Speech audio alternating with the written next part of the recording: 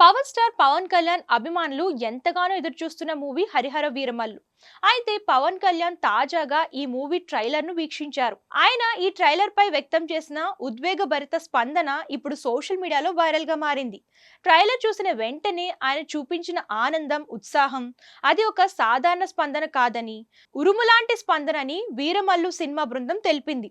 ఈ సినిమా అద్భుతంగా ఉండబోతోంది అనే సంకేతాన్ని తన హావభావాలతోనే ఇచ్చిన పవన్ కళ్యాణ్ ట్రైలర్ బృందానికి విశేష శుభాకాంక్షలు తెలియజేశారు. ఈ స్పందనతో అభిమానుల్లో మరింత ఎక్సైట్మెంట్ పెరిగింది.